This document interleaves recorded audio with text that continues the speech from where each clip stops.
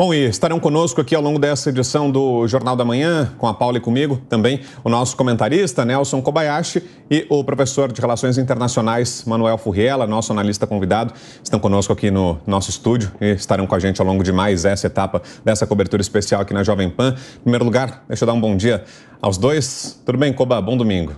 Muito bom dia, Vitor Brau, Paula Nobre, professor Furriela, um prazer estar com vocês. Toda a audiência aqui do Jornal da Manhã. Professor, seja sempre bem-vindo. Obrigado por atender ao nosso convite, por estar aqui com a gente. Bom dia. Bom dia. Professor, a gente acompanhou aí na reportagem essa manifestação dura do primeiro-ministro de Israel, Benjamin Netanyahu, prometendo uma resposta a essa ofensiva do Hamas e, ao que tudo indica, essa resposta já começa a acontecer. Segundo as primeiras informações que nós temos, já há registros de bombardeios hoje contra focos do Hamas na faixa de Gaza e também contra o Líbano. Pelo menos é isso que afirma o exército israelense. Aqui a gente entra naquele cenário típico de guerra, né, em que há um conflito de informações e que a gente tem que ser muito cauteloso em acompanhar o que é dito de lado a lado, mas o exército israelense afirma que conseguiu atingir pontos do Líbano também. Afinal de contas, o Líbano é considerado um país simpático, ou que pelo menos oferece meios de subsistência ao Hamas. Essa resposta começa a acontecer. Será que vai ser na mesma proporção, professor? A gente pode esperar que o exército israelense consiga responder com a mesma força a essa barbárie perpetrada ontem pelo Hamas? Num primeiro momento, a resposta é propriamente no sentido de repelir aqueles que impulsaram, aqueles palestinos, aqueles integrantes do Hamas que tiveram o ingressaram dentro do território propriamente de Israel. Porque a gente agora acompanhando um pouco mais o desenrolar e todos os ataques complexos organizados por esse grupo terrorista, a gente já começa a perceber a lógica dessa invasão. Então, como que eles fizeram? Começaram os ataques com os mísseis, foram cerca de 5.000 mísseis utilizados, na verdade, projéteis, né? São mísseis de menor complexidade.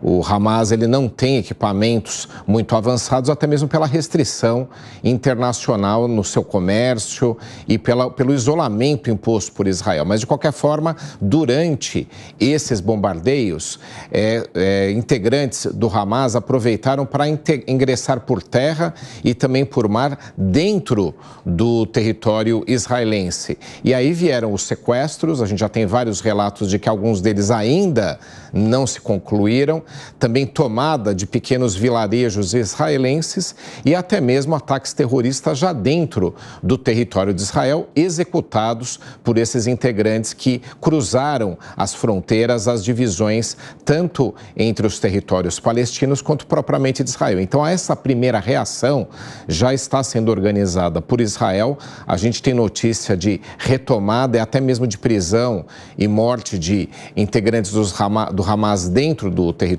como eu havia mencionado, e agora vem uma segunda etapa, que essa sim, não só demanda um planejamento mais complexo por parte de Israel, como também se torna mais desafiador, que é a incursão dentro dos territórios palestinos, né? A faixa de Gaza é o mais notório desses, porque de lá partiram os principais ataques ao território israelense. Então, essa segunda etapa é complexa, demanda um planejamento de última hora, porque Israel foi surpreendido pelos ataques, e tem também um outro ponto, não é? Como o Hamas não é um grupo propriamente militar, ele não é ou não representa as forças armadas ou algo organizado no sentido de defesa da Palestina, e sim um grupo terrorista difuso, diluído, a complexidade para o exército israelense, para as forças armadas de Israel, se torna ainda mais desafiador. Mas eu acredito que nas próximas horas essas incursões dentro dos territórios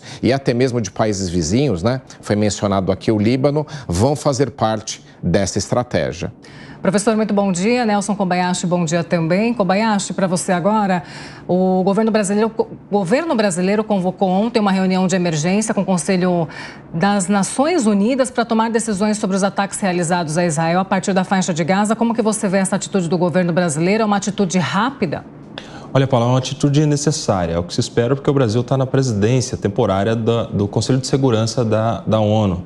E nessa condição teria mesmo que tomar alguma atitude, e foi a de convocar em situação de urgência, emergencialmente, uma reunião com os membros desse conselho. Mas eu não acredito que isso vá gerar muitos frutos, muito impacto de fato, efetivamente na solução desse conflito, até porque nós temos os membros permanentes deste conselho que, boa parte apoiando, está muito mais próximo de Israel, mas uma parte ali que tem poder de veto e que acredito que vetaria qualquer tipo de ação mais incisiva da ONU em relação a isso. A exemplo da Rússia, que tem uma certa ligação com o Irã, e o Irã tem lado nessa história, está muito mais próximo do Hamas propriamente dito, porque é inimigo histórico de Israel. Então acredito que seja, sim, uma ação que se espera do governo brasileiro na condição de presidente temporário do Conselho de Segurança da ONU, mas não acredito, em razão dos poderes de veto dos membros permanentes do Conselho de Segurança, que isso vai gerar alguma ação efetiva, de fato, que possa contribuir para a solução desse conflito.